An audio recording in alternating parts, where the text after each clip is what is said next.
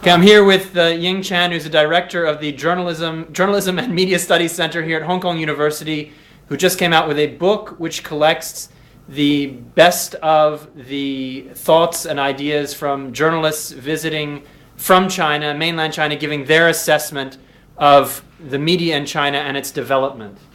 So how has the media developed in recent years in China? What are some of the trends we can highlight in the book? Well, I think the media made a lot of progress. I mean, independent media, journals is trying to tell the real stories. That's been progress. But there are also a lot of setbacks. And let's see the book. Oh, you see the book? Here's the book. Okay, here's the book. Yeah. So there have been a lot of setbacks. What are the main setbacks and in what's going on, and what are the trends? Well, the trends is that I think since in this century, since 2001, when China entered the WTO, in 2003, SARS, right? People thought China is going to open up the media more, right? There's the market forces, technology, that's true, but the Chinese government is also stepping up control. What form of control are they using? For instance, the control on the legal front is more institutionalized. For instance, they have since passed laws that require reporters to be licensed. So there's no such thing as a freelancer in China. If you report, like you need to be a licensed reporter. Yes. Okay, well, I'm an unlicensed reporter here using this camera. I'd like to inform you, I'm an unlicensed reporter. In China, you'll be breaking the law. And what you were also talking about how they're now trying to control the news agenda. What is that? Well, before you have the party state would tell you not to do this story, not to do this story. For example, we have the Tangshan earthquake in 1976. 250,000 people died in that earthquake. And that number wasn't disclosed until 3 years later. And it was 10 years later when my colleague Qin Gang, who's doing research with me here now, it was 10 years later when Qin Gang went back and reported on the full range of destruction and the tragedy. That was 10 years later in 1986.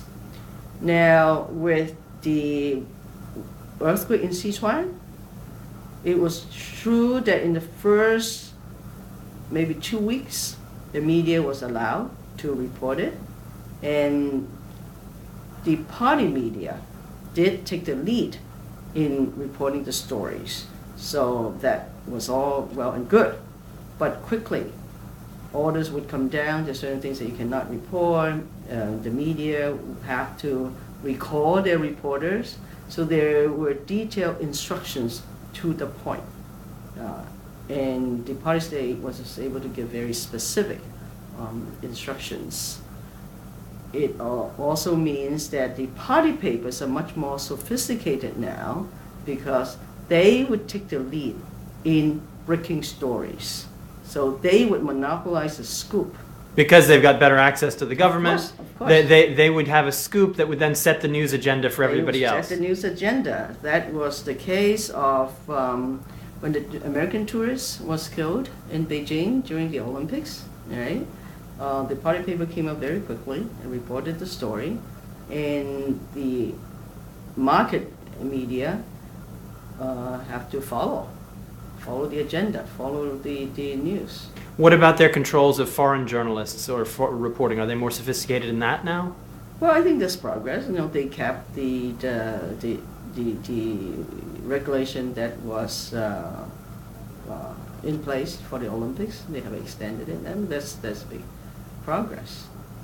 So looking at you just wish that they would extend the same to Chinese journalists. Sure, right? Exactly. How many people are in this book? If you can hold it up for our viewers at home. We have 13 of the leading journalists who have either visited us at Hong Kong University, or we did extensive interview of them in China. What are the It's big? not, but the picture here is not pessimistic, and that's the whole purpose of the book. Okay. I mean, they're not dissidents. They are journalists, lawyers, and they are passionate about the cause, and they kept the faith in the system, in the sense that it's making changes, even though it's not as fast as we wish. So it's a story about people struggling within the system to change journalism in China. Yeah, but they are also survivors. Some of them has been in jail.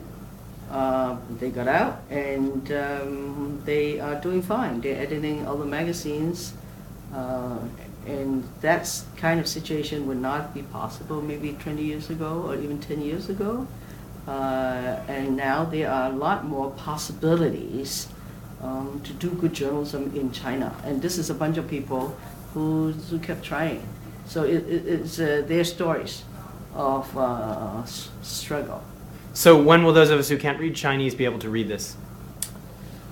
Well, one publisher in English has expressed interest. Okay, so any other publishers out there, please let us know. Competition is hot. All right. These are the very nice faces. Yeah. Okay. Excellent. Thank Thank you. you very much. All right, okay.